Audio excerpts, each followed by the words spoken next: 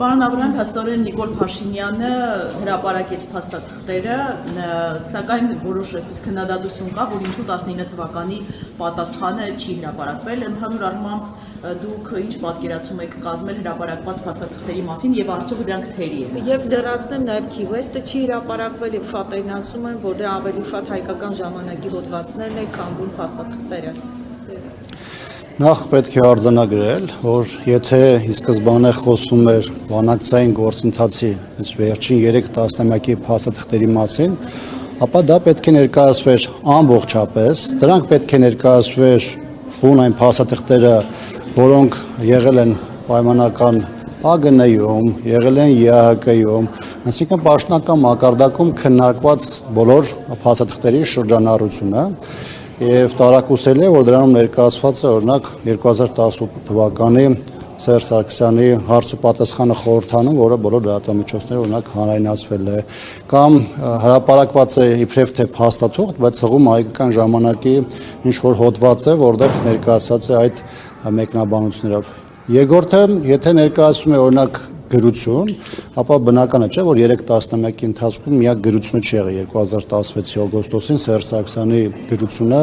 օրինակ Վլադիմիր Պուտինն, այսինքն այստեղ խնդիրը ոչ թե այն է, որ այդ փաստաթուղթն է հանրայնացվել, որտեղ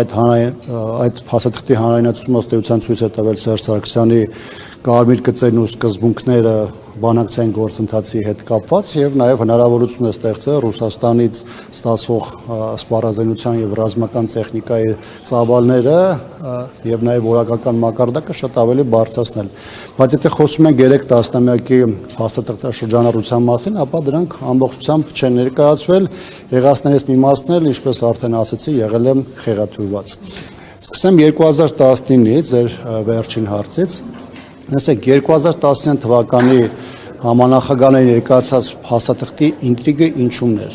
Նախ առաջինը Հայաստանի իշխանությունները, ինչպես հիշում եք, տևական ժամանակ է, եթե չեմ սխալվում, շուրջ 1 տարի է, առասարակ հերքում էին նման փաստաթղթի գոյությունը, եւ դրա մասին ստիպված խոստովանեցին այն ժամանակ, երբ որ դրա մասին սկսեցին խոսել համանախագահները, Ռուսաստանի արտգործնախարարը եւ այլն, որից հետո այլևս հերքելու հնարավորություն այլևս չկար։ Սա մեկ։ Երկրորդը, սրա առանձնահատկությունը նաև այն էր, որ պատերազմից առաջ, 44-օրյա պատերազմից առաջ սա կողմերի ներկայացված վերջին փաստաթուղթներ եւ բնականաբար շատերի համար սա նաև փոխկապակցված ունի 44-օրյա պատերազմին։ Երրորդ հանգամանքը սա վերաբերում է բանակցային փաստաթղթի վերաբերյալ իշխանության տեսակետին, որը մինչև հիմա հայտնի չէ։ Ես կասեմ, թե դա ինչով է հայտնի, բայց իշխանությունը համենայն դեպս դրա մասին չի խոսել,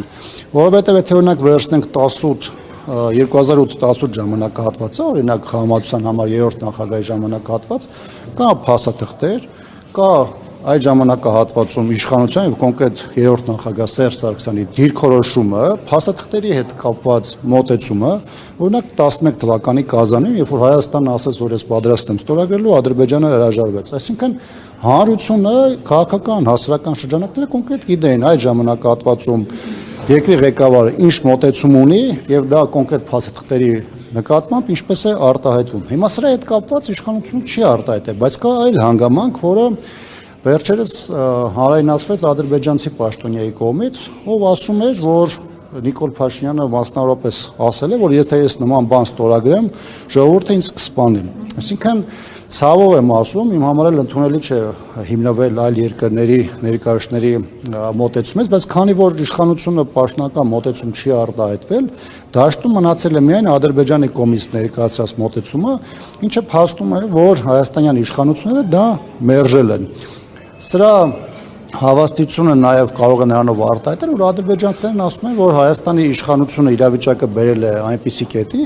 որից հետո մենք արդեն դիմել ենք ռազմական գործողություններին։ Զուգահեռ սրա հետ կապված նաև Ադրբեջանը էր ներկայացնում, որ սա եղել է նաև Հայաստանի իշխանության դիրքորոշումների փոփոխությունը, մասնավորապես 2019-ի օգոստոսին, այսինքն այդ փաստաթուղթը կողմերի ներկայացնելուց 2-3 ամիս հետո Ստեփանակերտի վերածննդի հրապարակում Նիկոլ Փաշինյանի հնչեցրած Արցախը Հայաստանի վերջ անվանումը։ Հիմա փաթեթի հետ կապված, որն է սրա առանձնահատկությունը 19-ի հետ կապված։ Իհարկե 11 թվականի Կազանից մինչև 19 թիվ Նիկոլ Փաշինյանի արդեն ժամանակահատված փաստաթղթում որոշակի փոփոխություններ եղել են, բայց սկզբունքների մոտեցումների առումով հիմնական դրույթները ըստ էության պահպանվել են։ Եվ ինչ է սրանից ստացվում, որ ներկայացվել է փաստաթուղթ, որտեղ ըստ էության նշված է եղել Արցախում համաժողովրդական այդ ժողովրդի կամքի արտահայտման միջոցով հանրաքվեի իրականացումը, որը պետք է ուներ պարտադիր իրավական ուժ, որը պետք է իրականացվեր 88 թվականի մարտահամարի ժողովրդագրական տվյալներով, երբ որ 75%-ը եղել են հայեր, իսկ դրա իրականացումը ինքնին ուներ իրավական պարտադիր իրավական ուժ, եղել է այդ փաստաթղթի հիմքում 2019-ին։ Երկրորդը ամրագրված է հստակ Հայաստանի եւ Արցախի միջև անվտանգ կապի գոյությունը, հստակորեն նշված է այդ փաստաթղթերում նաև թե ինչպիսի իշխանություն պետք է ձևավորվեր Արցախում, հանրաքվեի իրականացում, միջազգային խաղապահների գործառույթների մասին, ՄԱԿ-ի անվտանգության խորհրդի, համանախագահ երկրների, ԵԱՀԿ-ի, համանախագահների առհասարակ կանալիքների մասին։ Իհարկե դա հիմնական սկզբունքների եւ էլեմենտների շուրջ փաստաթուղթ է եղել, որի հիման վրա հետագայում պետք է խաղաղության մեծ պայմանագիրը ձևավորվեր։ Ես մի կարևոր դրույթի վրա եմ նաև ձեր ուշադրություն ուզում դարձնել, փաթեթները, որոնք ժամանակի ընթացքում գործող իշխանությունը փորձել է շահարկել, օրինակ այն փաստաթուղթը, որը վերաբերում է օրինակ Սերժ Սարգսյանի ժամանակահատվածում ընդունված կամ բանակցվածներին, օրինակ տեղ նույնիսկ կա մանրամասնումներ հետևյալի մասին, որը շատ կարևոր է ու երեկվանից կարծես այդ մասը այդքան չի քննարկվել։ Նույնիսկ այնտեղ հստակ նշված է, որ պետք է աջակցություն լինի, որպեսզի Լեռնային Ղարաբաղում ձևավորվի դատական, օրենսդիր, գործադիր մարմիններ, տեղական ինքնակառավարման մարմիններ։ Շատ հստակ դրված է, որ անվտանգությունը ապահովելու է ինքնապաշտպանական ուժերի եւ տեղի իրավապահ համակարգի կողմից։ Այսինքն ըստ էության ամբողջությամբ նկարագրված է այն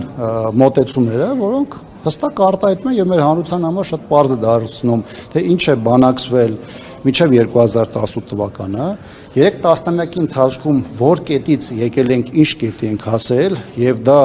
որպես ժառանգություն ինչ է անցել Նիկոլ Փաշինյանը եւ դրանից հետո Նիկոլ Փաշինյանը ինչ է